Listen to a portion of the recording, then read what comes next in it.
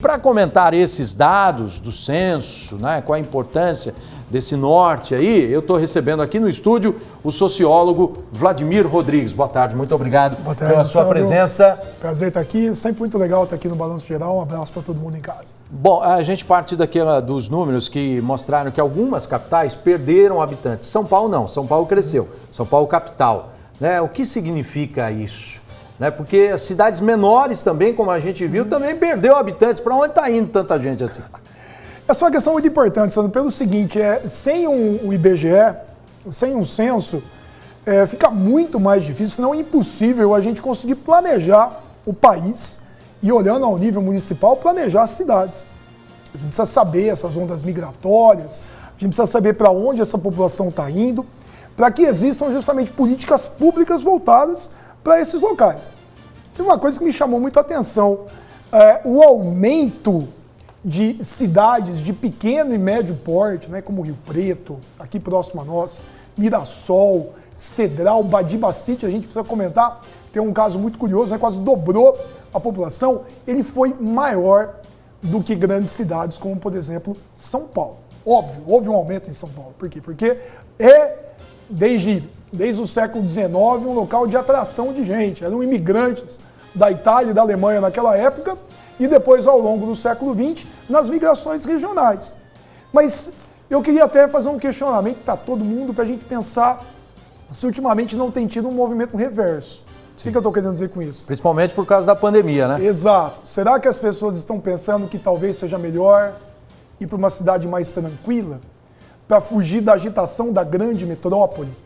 Será que a gente não tem hoje aquela ideia de que, tudo bem, nos anos 90, começo dos anos 2000, eu quero procurar o trabalho, quero ir para a cidade grande, quero ganhar a vida lá, crescer lá dentro, mas talvez será que hoje, também em virtude da pandemia, né, das grandes dificuldades, da tragédia que nós vivemos, será que as pessoas não estão revendo que aquela loucura do trânsito, aquelas dificuldades que nós temos das grandes capitais, ela pode ser evitada?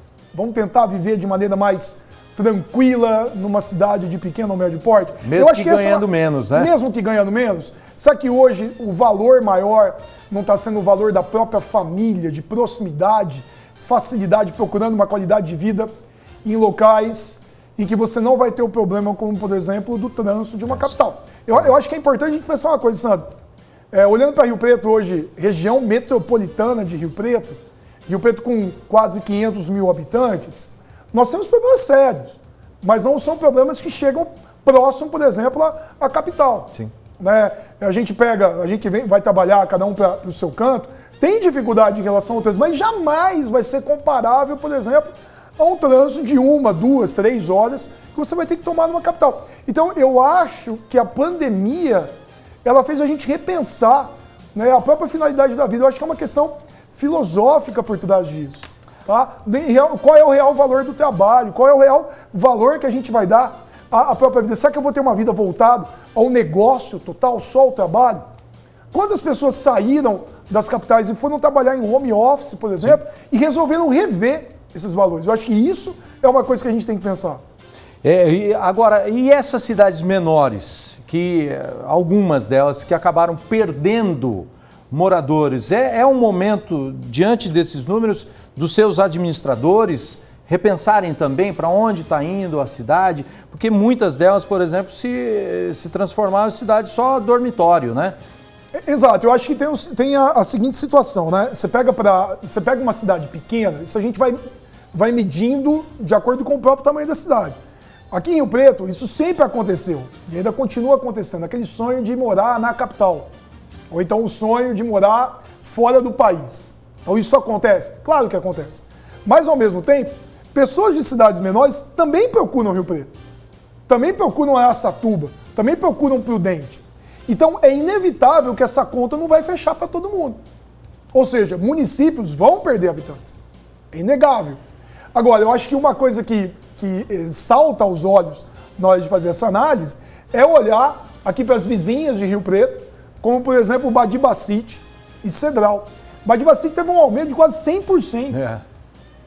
100%. E é curioso porque nós temos pessoas próximas, amigos, até familiares, e a gente vê isso no dia a dia, né?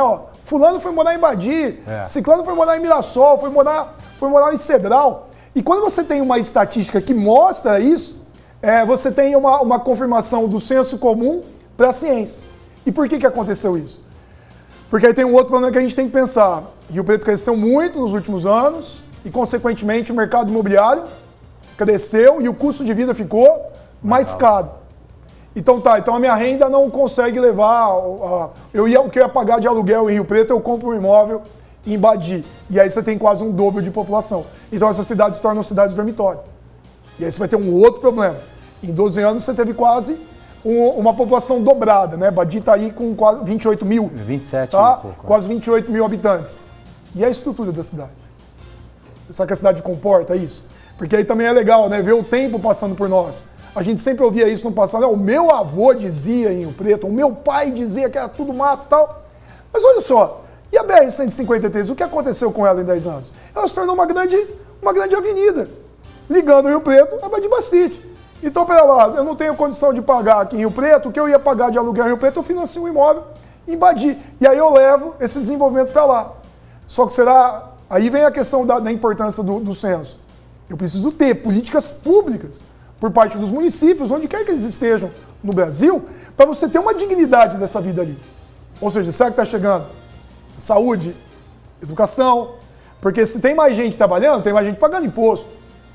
E esse imposto deve ser revertido em políticas públicas. E vai ter mais idosos, né? A gente sabe que o brasileiro está vivendo mais, né? Então, as cidades têm, diante desses dados, também que se preparar para isso, né? E aí é que está, Sandro. Essa é a grande responsabilidade do gestor público. Então, a gente tem que pensar isso. Dentro do executivo, a nível de prefeitos, secretarias, no legislativo, com a vereança, porque sem políticas públicas efetivas, você vai ter prejuízo sério para a população. Ou seja, a gente tem uma população que está ficando cada vez mais longeva, apesar da pandemia, e isso requer muitos cuidados. Então eu tenho que estar lá o postinho, eu tenho que estar lá o hospital, eu tenho que ter a educação para todo mundo. Caso contrário, essa dignidade ela não vai ser efetiva. Tomara que as autoridades, os gestores usem esses dados em prol, né, de quem mora, né, de quem faz as cidades também, e preparando para daqui 10 anos a gente ver como que vai ser a pesquisa, né? Com certeza, a expectativa é que justamente esses dados levem a políticas públicas efetivas para uma melhor qualidade de vida para toda a população. Tá certo. Muito obrigado pela sua participação mais uma vez, viu? Retorne Estou sempre à disposição, sempre um prazer. Tá ok.